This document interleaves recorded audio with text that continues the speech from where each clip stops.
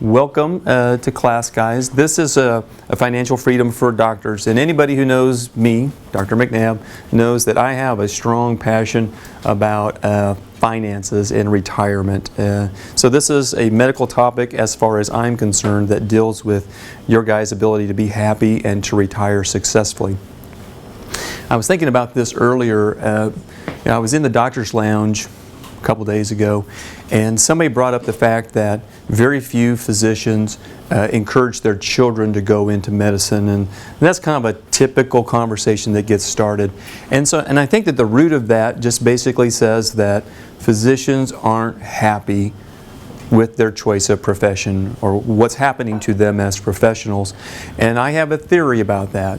And my theory is that it's not that we're not happy about being physicians. I think we are happy about that. I think we chose thoughtfully and well our careers.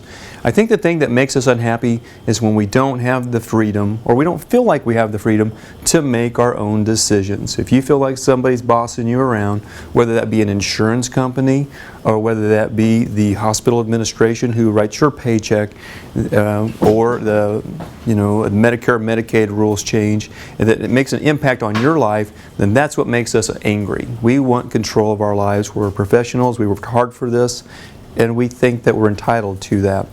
And so the only way for us to have freedom is to have financial freedom. If you don't want to be an employee, if you don't want to be at the mercy of the Medicare Medicaid system, then you're going to have to be financially well off enough alone to make your own decisions. And so that's why I think that this is an important topic. So here's my question to you guys. Are physicians rich as a group? Are we wealthy? What do you think? Let's see a show of hands. Everybody who thinks that as a group physicians are wealthy, what do you guys think? Are we? So not a single hand is up. Dr. Dunkel thinks we're wealthy, and I've seen his lifestyle. He's wrong.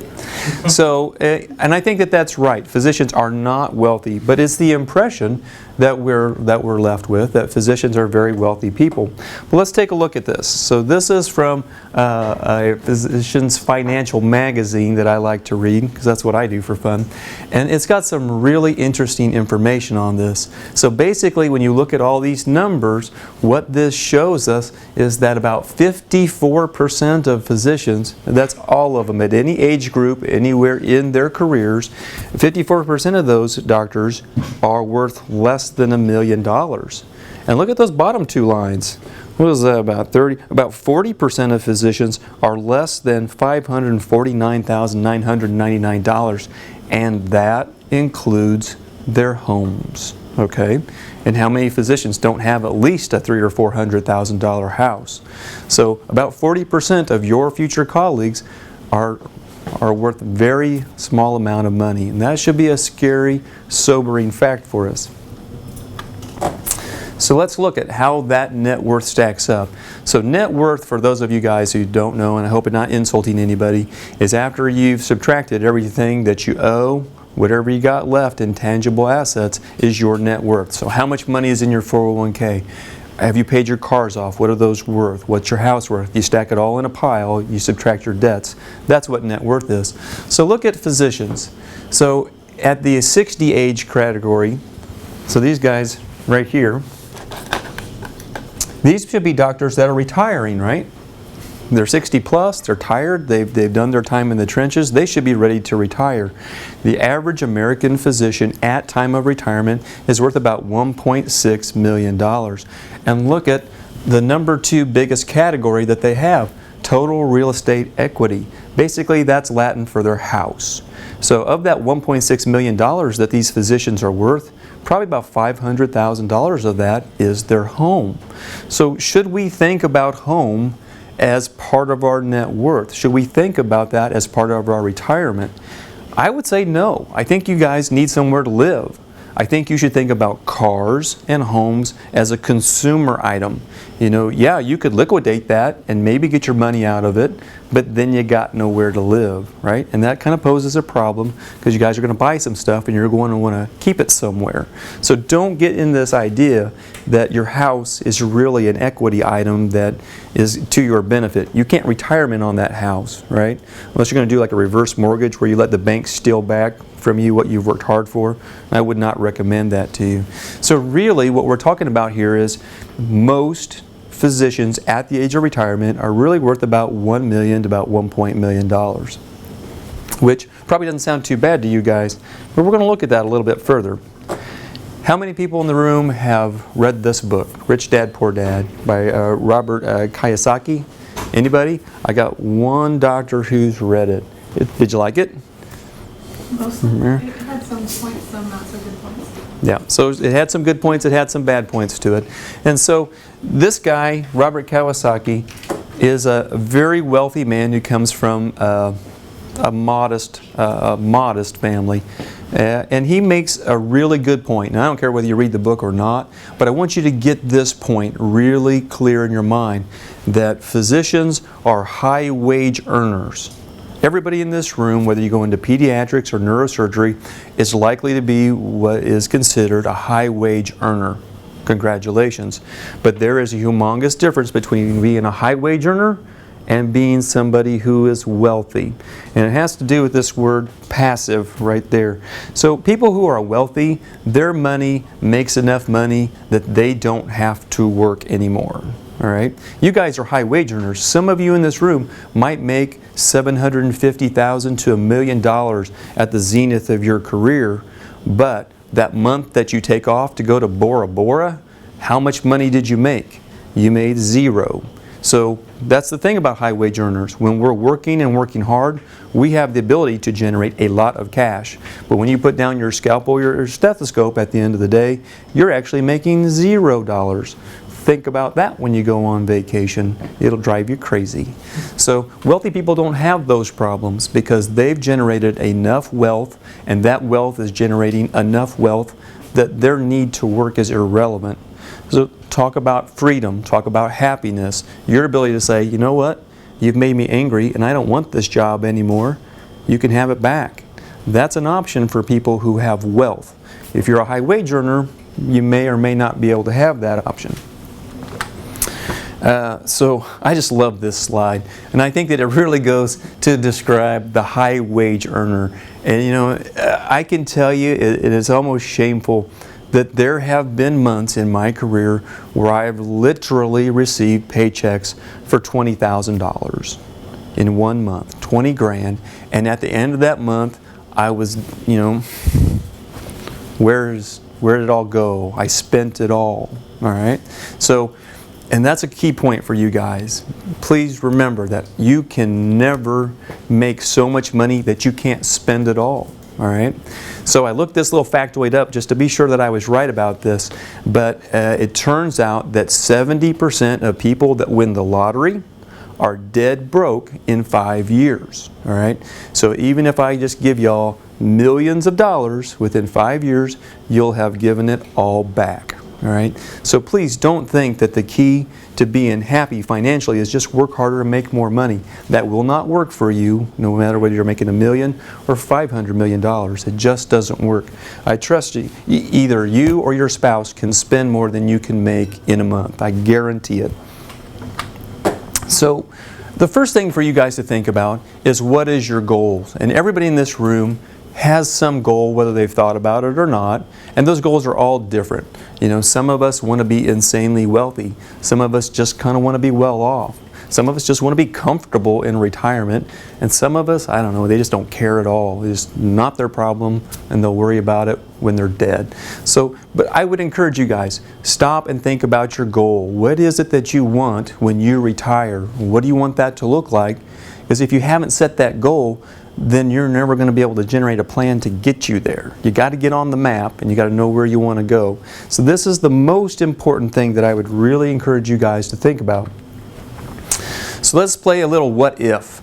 So let's say that you got your $1 million. You worked hard. You saved up $1 million in tangible assets. I'm not talking about your house now. I'm talking about, this is the money that we're going to live on to retire.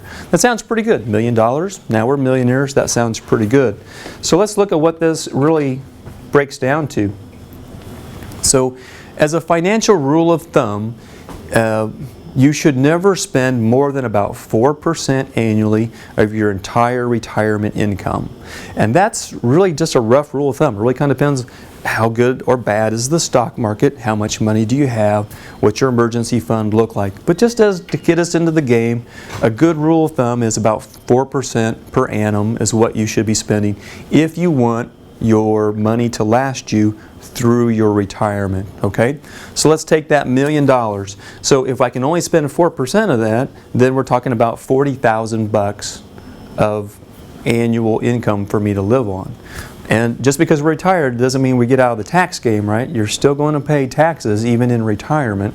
So we'll say you're in the cheapest tax bracket. So let's say that's down to 15%. And that gives us about $34,000 per year to live on in retirement, assuming that you don't have a spouse, or assuming that that spouse was dependent upon you to make all of their retirement income, all right?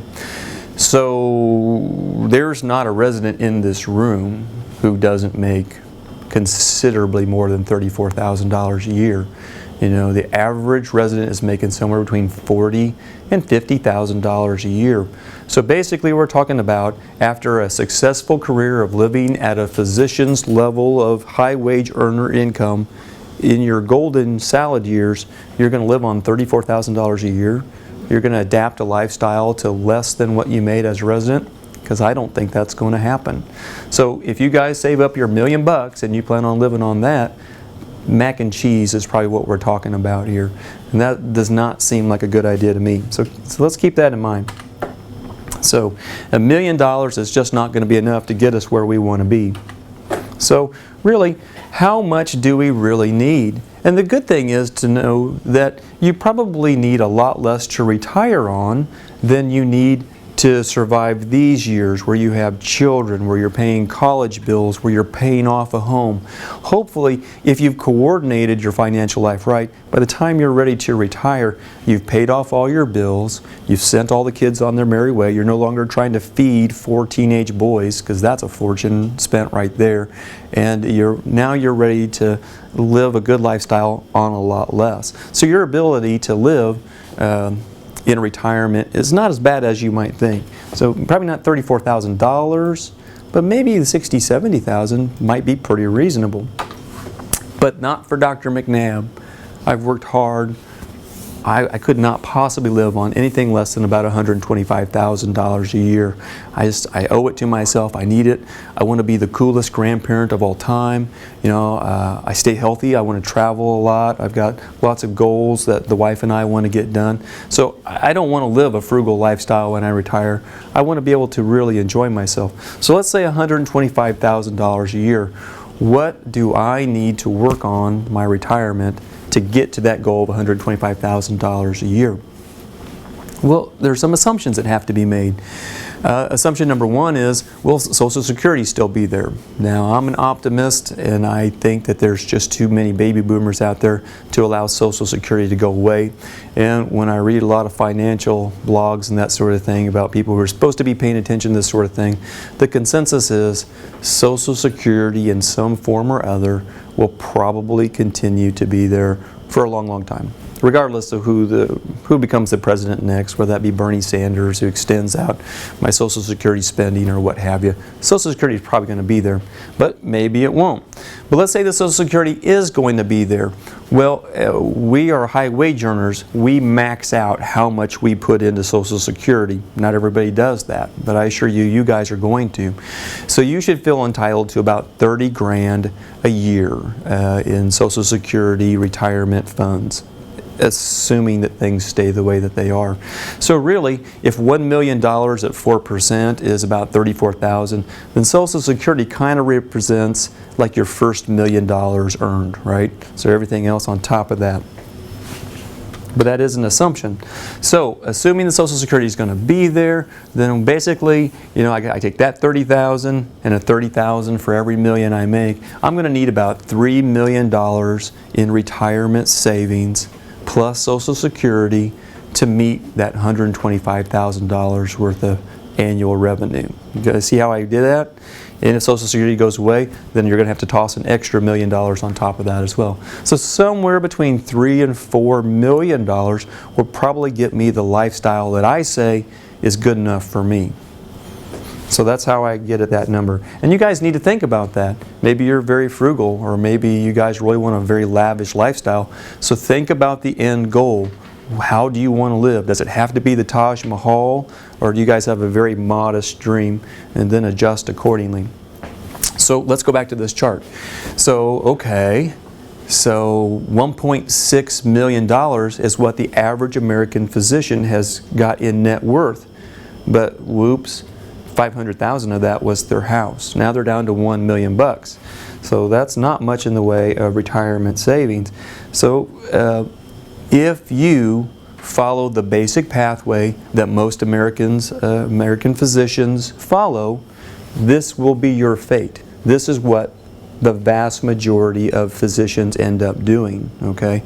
So this isn't a hypothetical. I'm telling you, if you don't set a goal and work towards it, this is probably exactly what you're going to be looking at when you're at the age of 60, when you're too tired to continue to work, or too ill to work, or too apathetic, and there's just no time left on the clock.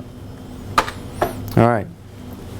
So, okay, so why aren't more doctors rich? We make lots of money, right? Why aren't we wealthy? What's the major problem? Well, it turns out, as you can see, there's a whole list of them.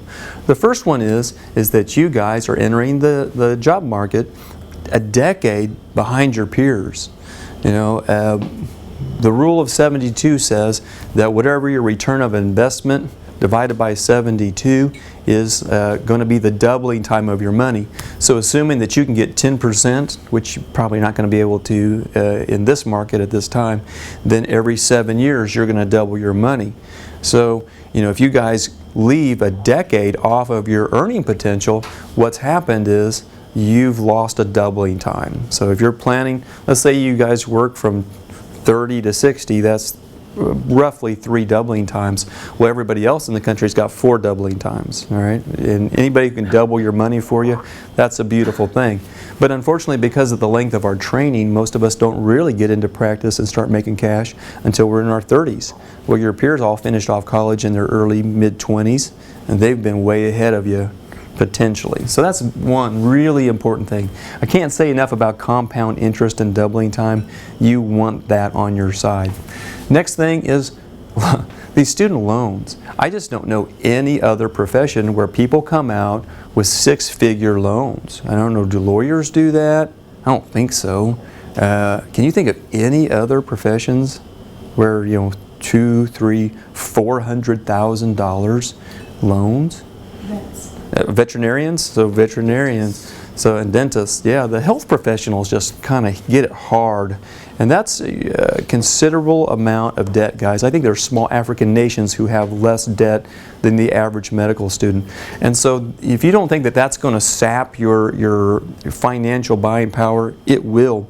You know, the first real home that I really bought when I was a doctor, on one side of me there was an electrician, and on the other side of me there was like a firefighter. And I was thinking to myself, I know I make way more money than these guys. What the heck is going on? Well, those guys didn't have hundreds of thousands of dollars in student loans to pay off. They had a little bit more discretionary funding than I did. Next, inadequate savings. You know, if you're going to start the game late and you're going to start with debt, then you've got to save more aggressively. But we don't do that as physicians. We say to ourselves, we've worked long, we've worked hard, we're physicians, and I deserve, and then you guys can fill in the blank for whatever it is that you feel you deserve. But as soon as you have the money, you start to spend it on the things that you deserve, and what you don't spend it on is your savings. And so that's the biggest thing for physicians. You know, I've had a conversation with a physician on the staff who buys a brand new Porsche every year. I don't know what that costs, but I suspect it really puts a damper on his ability to save money. So, but that's what physicians do. We don't save. Next, failure to insure against disaster. You know, we frequently skimp on the important things to buy the luxury goods. And insurance is a really important thing. I once took care of a head of anesthesiology who had a massive stroke at the age of 52.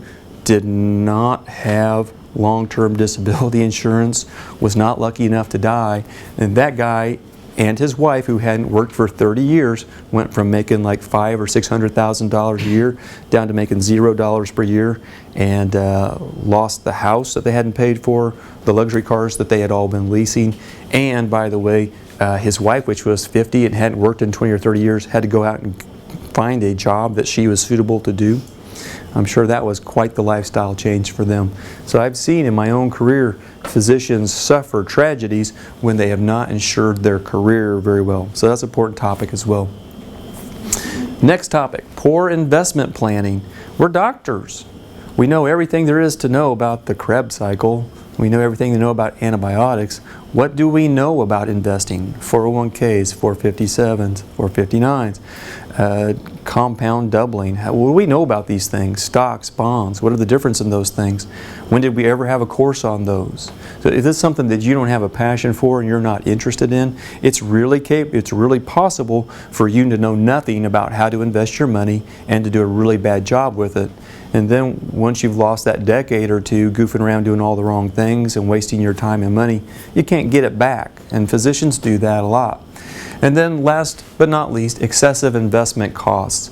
If you're not savvy about this, if you don't take a class like this, if you don't read the right books, if you don't know what the right books are to read, you can definitely incur a lot of costs that sap your ability to invest properly. And money spent on investment is money that you don't have invested. So keeping those costs low is really important. And we'll get into that later. All right. So really, what does it take to reach our goals? This is a big, long list, and we're only going to hit maybe the top 2 or 3 in this class. But cash flow management, debt management, risk management, education planning, and investing, those are some really big things that we're going to try and get through. We'll do all this over a series of 2 or 3 courses, though. So here's a key slide for you guys. The most important year for you financially, this is going to determine the course of your existence, is how you choose to live the year that you graduate from residency. You know, those decisions and the spending habits that you develop that year are going to make or break you. You'll look back in time and you'll think to yourself, oh, if I did only, but you didn't. So this is the most important thing. Once you've developed a lifestyle, you're not going to change that. So if you're living very frugally as a resident, it's not hard for you to continue to live frugally as an attending until you're financially where you want to be.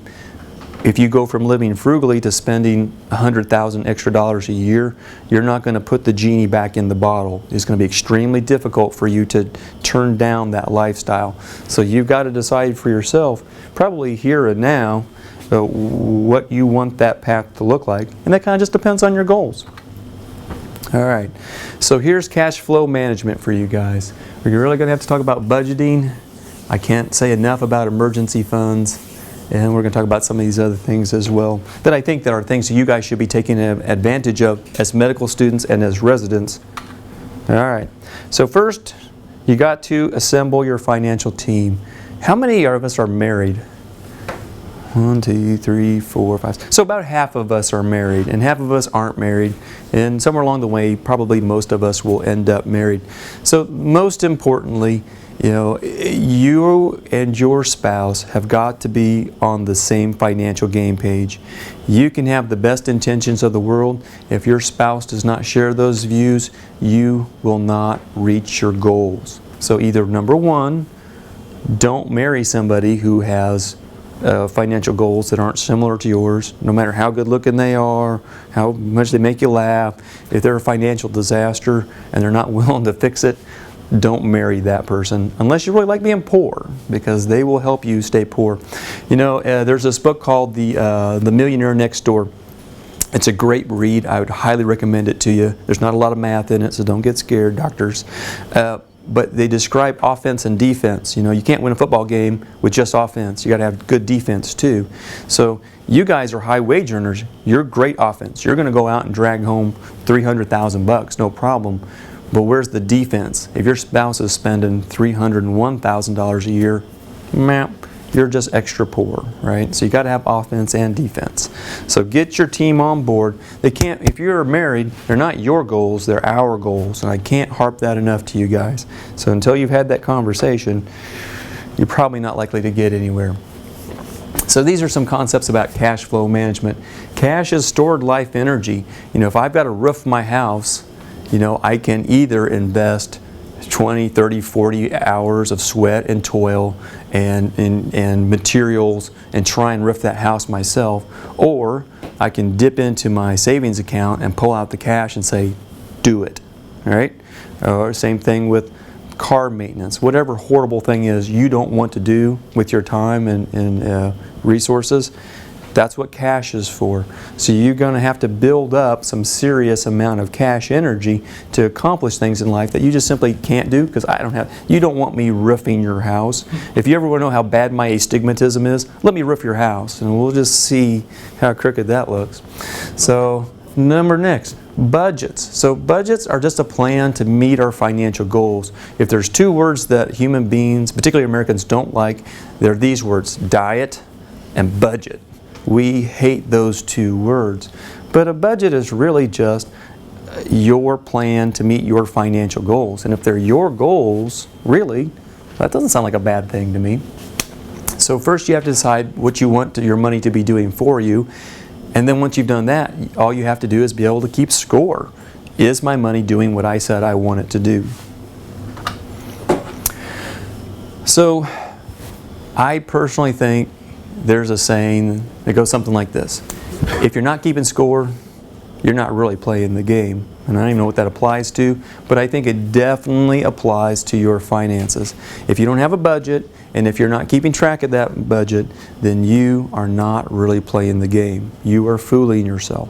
So there's a lot of options for you guys. There's all kinds of budgeting software. You can go pay for it. There's free stuff.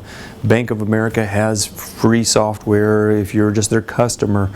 Personally, I use this free software called mint.com. It's completely free. It's online. Because it's free, there are some advertisements on it, but I'm pretty good about ignoring things that I don't want to look at, so it's pretty easy to do that. But it allows you to set up your entire budget down to the penny. You know, I can tell you how much I spent on gas. I can tell you how much movie I spent on restaurants. I can tell you how much money went into my savings account and every single one of my retirement accounts, down to the penny. I have every last, when I get my paycheck, I've spent every penny of that in my budget before I got the paycheck. So I don't freak out when the checking account goes to zero, because I know that there's no additional things. I spent it all already on things like my retirement or the children's school or whatever it is, whatever's in the budget. So here's the bad news. And this is a number I want you guys to memorize. If you're going to start the game a decade late, then you're going to have to save more. Sorry about that. And that more number probably should be about 20% of your income. All right? So if you're not investing in your retirement to the tune of about 20% of everything that you make, you're probably not going to reach your goals. So keep that in mind. And that's a substantial thing to ask for. 20%, that's a lot of your money. But think about it like this. So the future values equation looks something like this. What you're going to have in the future, as far as value goes, is equal to the amount of time you spent on it, the amount of money you put into it, and the amount of return. So what percentage did I get back on that? Well, if you're going to talk about increasing, well, I'll invest better. I'll get a better return on my money. Well, to get a better return on your money, you've got to accept risk. You can't make more money without taking more risk, right? Well, how much risk do you want to take? So keep that in mind. Well, maybe I'll just spend more time. Well, okay, are you going to retire at 70 or 80? You can't go back in time and start this game at 20 now. So are you willing to add an extra decade onto your professional life? Or are you just willing to invest more? Personally, myself, my value system is such that I would rather stick more of my personal money, 20, 30, 40% of my money, into these retirement accounts, ameliorate the risk, and still retire on time or a little bit later or something like that. That's where I would fudge on that. But the future values calculation is super easy. Every spreadsheet has that future values on it, like Excel spreadsheet. You can just go on there and plug those numbers in, and you decide for yourself what's the right risk, what's the right amount of money spent, and what is that going to get me to my goal. And then this next point, pay your retirement first. If you're not, that's something that my dad harped on me. Pay yourself first, pay yourself first, pay yourself first, right? So pay your future self first. Somewhere out there, there is a 65-year-old Dr. Dunkel, and he does not want to eat mac and cheese for the rest of his retirement. So we should pay for Geezer Dunkel to retire well, and we've got to pay for that now. So pay yourself first. All right. Emergency fund. How many of us have an emergency fund? I see 1, I see 2, I see 3, 4. So I got maybe like about a third or a quarter of the class has an emergency fund. No financial plan will work for you guys without an emergency fund, because here's the thing. There's always an emergency for people who have no money. I've known this lady for probably 30 years, and her emergency fund is her credit card. And she's got no money in the bank. She makes okay money, $50,000, $60,000, $70,000 a year. But every time I turn around, well, I couldn't save because the air conditioner blew up. Then the washing machine blew up. Then the car did this and this and this and this and this. And so every time she's about to put money in her savings, she doesn't. She puts it into whatever her emergency thing is. And so for you to build a stable, dependable retirement plan, you've got to have that first line of defense, which is your emergency fund. And Dave Ramsey, who I'm only kind of a 60-40 fan of, does this really, really well. So really, an emergency fund really should probably be somewhere between 3 to 6 months of your saved income. Whatever it is, your income that you make. As a physician, that turns out to be a lot of money, all right? But still, that's the amount of money that you need to have. And my retirement accounts, I pay into them like clockwork. Nothing stops me. The world has got to blow up for something to stop me from paying into those retirement accounts, because I've never had an emergency that cost $40,000 to $70,000. I don't even know what that would look like. I mean, even if I blew up the house, I got insurance for that, right? So what could I possibly do that's going to require me to just reach into my pocket and pull out $50,000 in unexpected spendings? Man, you'd really have to hit me with about 30 different things all simultaneously for me to have to stop paying myself first and deal with that.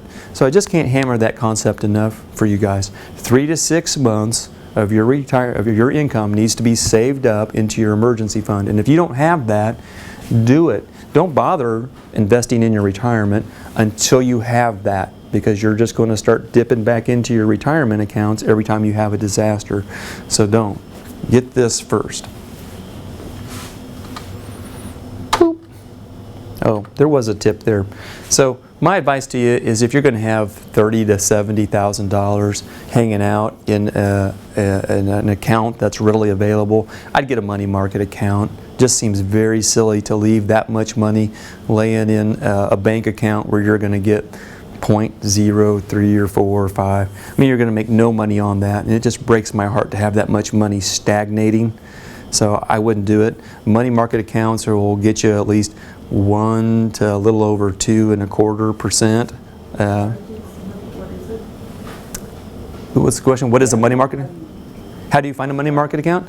Very easy. So what you do is just jump on Google and type in best rates for money market accounts. And here's what you're going to find is that the internet money markets, because they're not brick and mortar, they're not paying for that many employees, they're not paying for electricity and buildings and that sort of thing, can offer you much better rates.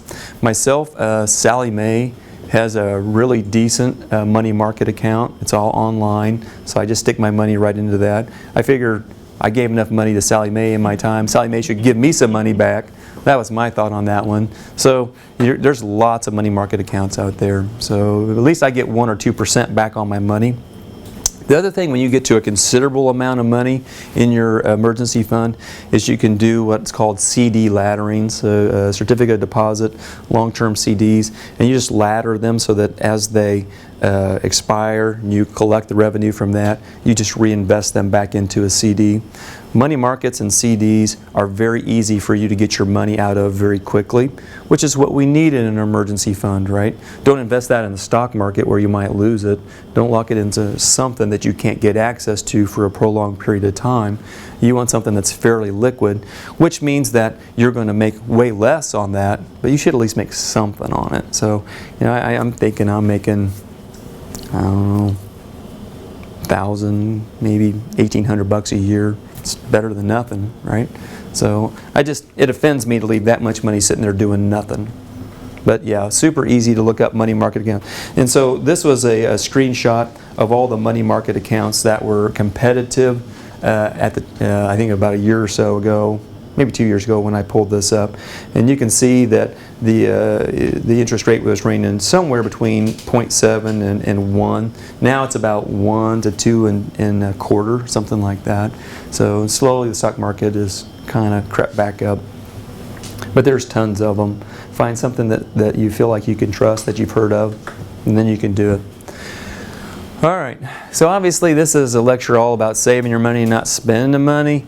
And there are some concepts here that I would tell you about buying houses. And, you know, I guess it really kind of depends on what you know about yourself.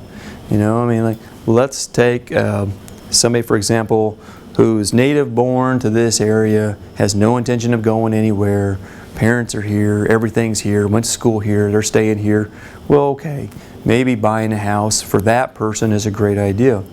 Let's say you're not tied to this area, but you're thinking, well, I don't want to waste my money on you know, rent and that sort of thing. I'd like to recoup some of my losses. Well, number one, the break-even period, just to break even, is pretty much a 5-year period. So if you're going to be an ENT resident here and stay here for 5 years, yeah, you might break even. If you're a 3-year resident, you're probably not going to break even on this deal once you add in closing costs and that sort of thing. You're probably going to lose money. So if you're talking about a very short period of time that you're going to stay in the community, I would probably not recommend that to you. Also, usually residents do not have a down payment. You know, if you can't put down 20 or 30% down, you're not going to get an optimal loan. You're going to spend more in closing costs, you're going to spend more in PMI insurance, and you're not going to get an optimal loan. And there is a lot of predatory lending. It will tell you, what's that? Oh, you're a doctor, but you're really a resident with no cash? Well, we'll give you the physician loan, and you'll feel warm and special because somebody loved you. But those loans, I guarantee you, those loans are not as good as when I walk in the door and put down 20 or 30% in cash. I guarantee you, you're not getting the best deal for your money just because you're getting that physician loan. It's not a good deal. So other things. Well, really, you know, the tax break for a resident, you know, tax breaks on people that make a large amount of money are actually a pretty good financial deal. If you're making a very modest income, as most residents are, the tax benefits of owning a house really isn't all that whoopee, and that would not be a big selling point for me. And also this last point I think is really worth knowing. I've never met a resident who didn't almost immediately sell the little dumpy house that they lived in residency and went out and bought something that was 4 times bigger and 5 times more expensive. So the chances of you actually living in that small, modest home very long probably aren't very good. So if you're going to buy a house like that, be committed to staying in it for at least long enough to at least make your money back on it. And for any of us who lived through the 2008 debacle, you know, where we saw house values just crash and burn, you know, those values have never really returned to where they should be. So if you're still a fan of that safe as houses mentality, that, you know, a house is just a big piggy bank that cannot lose money, I think that you missed the point of that entire stock market crash, because I guarantee you I never recouped all my money on the home that I owned at the time. All right. So this is a concept that I want you guys to kind of wrap your brains around, at least be aware of. So 401k, it's a Roth IRA. And a Roth IRA is a post-tax savings vehicle that you guys all qualify for right now. Now, when you get a job at Freeman or any other health system, they almost always have a 401k or 457 or something like that, and it's always pre-tax. So you get to you take that money, you didn't pay any taxes on it, you shove it into a retirement account, it builds interest, that's great. And then once you try to pull it out in retirement, then you pay the taxes on it, and you're planning on arbitrage helping you. And arbitrage is the difference between the tax rate that you're at when you're gainfully employed and the lower tax rate that you've got when you're retired. That's what arbitrage is. So you're counting on that arbitrage to get you a much better deal on paying the taxes on that money. So, which may or may not work well for you depending upon whether you have $20 million or not. You might still have a considerable income, so that might or might not work for you. But here's where a Roth IRA works for you. It is post-tax. So this is money you've already paid tax on. You put that money in there, no matter how much that money grows. You never pay tax on it ever again. And that's pretty powerful. You can put up to about $6,500 post-tax into this account. It can grow like wildfire. You can adjust those investments into any type of investment strategy that you want to, and no matter how much money is in there, it's yours. You know, you don't have to give some of it back at the time of retirement. And that's a really powerful concept. You want to balance out pre- and post-tax savings. And so this is something that you guys can do right now. Every year you can put $6,500 or anything up to that anyway. And I would strongly encourage you to do that. This is going to make a big impact into your retirement options as you guys get a little bit older. So I would strongly encourage you to do that. I do it. Dunkel, you got a Roth IRA, right? So I would strongly encourage you guys to look into this. If you can budget for that, you're going to be much happier when you get closer to retirement. All right, so let's talk about student loans here. So this is something that I think you guys should be really concerned about. I describe medical student loans as catastrophic. I think they are just catastrophically large. You know, you guys could very easily be paying $4,000 or $5,000 a month on a serious attempt to pay those loans off in a timely manner. You know, probably not too many people in this room that even make $4,000 or $5,000 a month. Nonetheless, pay $4,000 or $5,000 a month just for that one big ticket item. So this is something that we need to have some really serious thoughts about. So let's talk about income-based repayment and public service loan forgiveness. I sent you all out an email about this not too long ago, so I hope that you really sat down and read this. But for those of you who are not familiar with these concepts, at this moment, here's how the game is played. So income-based repayment will set the amount of money that you pay monthly based upon some variable of the amount of money that you make right now. So you have to be gainfully employed. So for the medical students who are making no money, probably not helping you too much. But the second that you get into residency and internship, then you got an income, and it's not $200,000, $300,000, $400,000. It's pretty modest, $47,000, $50,000, something like that. So they're going to set a very small amount of money that you've got to pay every month. That's not pretty reasonable. So you want to take advantage of that, because when you couple it with the public service loan forgiveness that says if you're willing to make 10 years worth of payments while working for a 501c3 not-for-profit organization, then after those 10 years are up, regardless of what you've paid, you're done paying. That sounds nice, because that might save you a couple $100,000s in both principal and in interest. So that's kind of an attractive offer. Now, what's the downside to this? Well, number one, not every loan will apply to this. If you got Stafford sub and unsub loans, a lot of those loans will qualify for this. If you've taken out a lot of private loans, if your parents have taken out a lot of loans, those won't be qualified. The other issue is this: you got to work for a 501c. All right? If you're not willing to do that, it's not going to work for you. The other issue is this: the federal government is not guaranteeing that this is going to stay forever. But as of like 2 weeks ago, when I sent you guys all that information, what the government sounds like it's saying to me, this is just my interpretation and interpretation of the professionals that stare at these ideas. If you start the IBR with the the rules as is right now, they probably will stay that way for you. You know, if you wait until they change the rules and they cap it out, because they're talking about capping the IBR so that they're like, yeah, we'll save you a maximum of $52,000 or something, somewhere close to there. Well, that's great if you're just getting your bachelor's degree and you're going to go into, you know, grade school teaching. Doesn't do us much good if we're running around with $300,000 or $400,000 in student loans. So, what's the take-home point? Number one is, if this is a program that you think has merit and might be a good way for you to go, don't delay. Get in it as fast as you can before the rules change, because you'll probably get grandfathered in and be okay.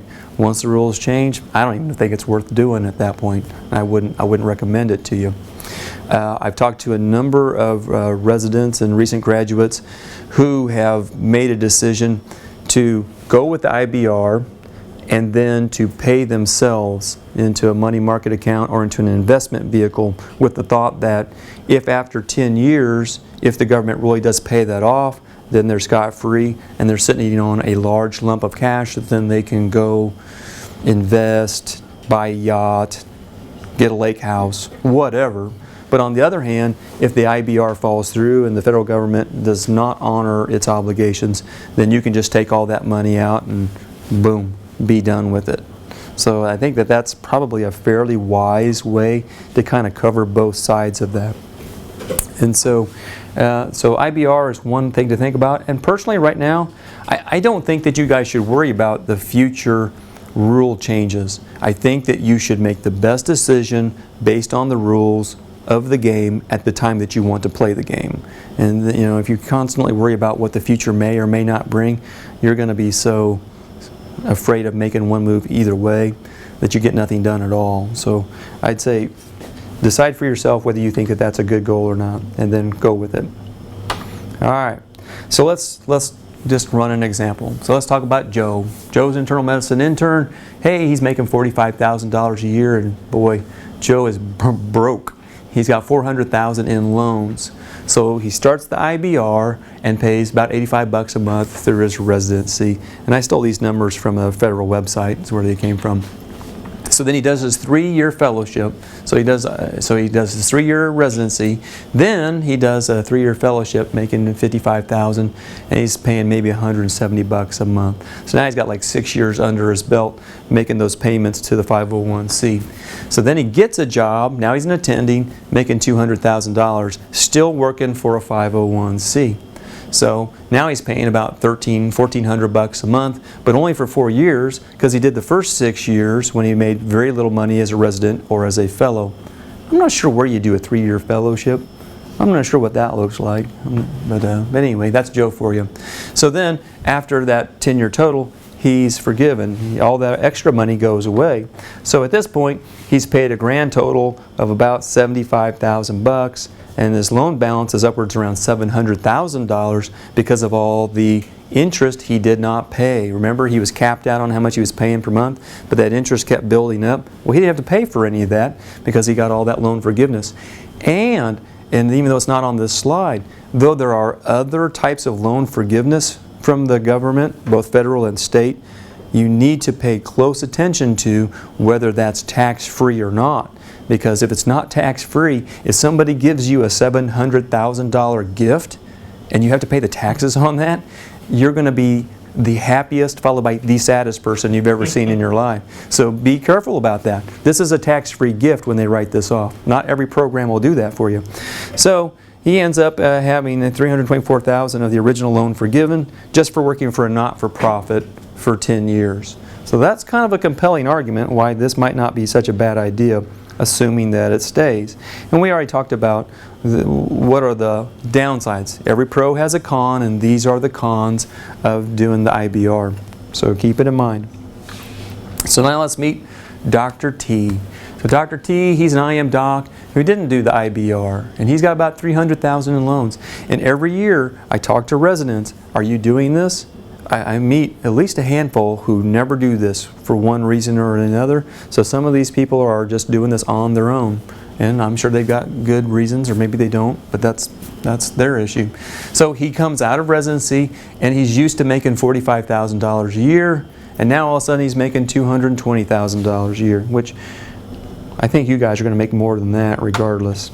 So Dr. T immediately gives himself a $20,000 a year raise. Have you guys ever given yourself a $20,000 a year raise? I did. It was sweet. You should try it out. So he just automatically does it. He's like, I'm used to living at $45,000. Boom. Now I'm going to live on $65,000 a year. And think about how much extra cash and toys that is. So then he puts 20% into his retirement plan, which is about $44,000, and that's all probably pre-tax. 35% of that, or $35,000 of that's tax deferred. So that brought his taxable income down to $185,000. So after he paid his taxes, $220,000, he's probably at least in the 25% tax bracket. That gives him about $138,000 in change to live on. Subtracting out the $65,000 that he pays himself to live on, that gives him $73,000 in cash. What does he do with that cash? Dr. T puts that on his payments. So of that $300,000, assuming he throws $73,000 at it a year, he has the entire thing paid off without any help whatsoever in a little over 4-ish years. Now, where this example is a little disingenuous is I didn't add the interest rate on that. Okay, so I didn't do that kind of math for you. Hey, I'm a doctor, not a mathematician, but the numbers aren't that far off. So for those of you guys who are just buried under lots of loans and you're thinking to yourself, man, I could never pay that off and da-da-da, you totally could pay it off. I guarantee you could pay it off. If you did this for just a handful of years, probably 5 or 6 at the max, you would have paid that all off, and then you would have the entirety of the rest of your career, 30 or 40 years, to do whatever you want with that $70,000, $80,000 a year. Imagine that. If all of a sudden one day you woke up and you had an additional $80,000 in cash and nothing to do with it. I could do anything I want. Buy cars, buy an airplane, invest, buy a property, start a fund to educate medical students on finance. But you could do anything with that much money. Totally doable. Dr. T, he invests in gold. All right, so we talked about cash flow and we talked about debt management. Next time we'll talk about 3 or 4 more of those topics. I don't want to overdo it on you guys. But let me teach you how to fish. For those of you guys who don't know much about retirement and finance, hey, that's a-okay. We've all been there. My advice to you is either buy this book, The White Coat Investor by James Dolly, or just go to his website, whitecoatinvestor.com. I don't get paid by Jim. I do correspond with him a lot. He's an emergency room physician who works full-time. He has a passion for finance and retirement.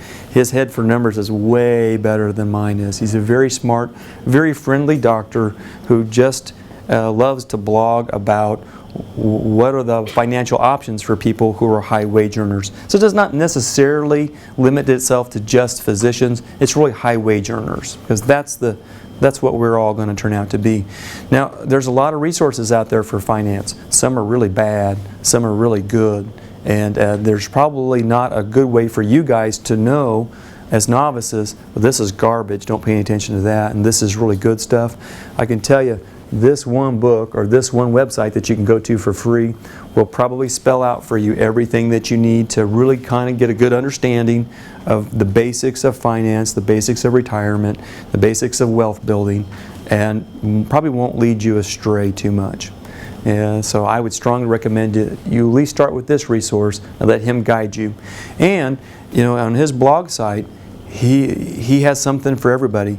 If you don't know what the difference between a stock and a bond are, he'll walk you through that. So he'll start you from being very, very basics, intro level education, to very complicated derivatives trading, if that's the sort of thing that you're into. So you can find something in there for whatever level you're at. So don't be terrified that you don't know anything, so it's too overwhelming, let's not get started. All right, so that is the resource. If I could just pick one for you, that would be the resource I would recommend to you. And I'll leave you with this one thought. Some of you guys are going to think, well, I don't want to do this. It sounds too hard. I'm not interested in it. I'm just going to pay somebody else to do this for me. Okay? The average good reputable financial advisor will cost you 1 to 2% of your annual retirement. Okay? And keeping in mind that probably the best return on your money that you're going to get these days is 5 or 6%. Well, 2% of 5 or 6%, that's like not quite half of your retirement income, but it's close. So if your plan is, I don't need to learn anything, I'm just going to give half of my retirement to have somebody else manage it, well, then you got nobody to blame when you have half the retirement income that you should have had. So I don't know if that's worth it to you or not, but for some of us, we're talking about millions and millions of dollars, and millions of dollars are worth my time to read a couple books and go to a blog site. So I would strongly encourage you to educate yourself. Even if you decide to go with a financial advisor, the more you know about these topics, the less susceptible you are going to be to really bad financial advisors. So even learning a little will be a net gain for you guys. All right, well that's it for this time. Next time we'll go into actually kind of the nuts and bolts of investment and also things like insurance planning and that sort of thing. You got to be able to insure your career. When Dr. McNabb has a stroke, boy, the cash flow goes to zero unless I'm insured. So we'll talk about that next time. All right, that's it.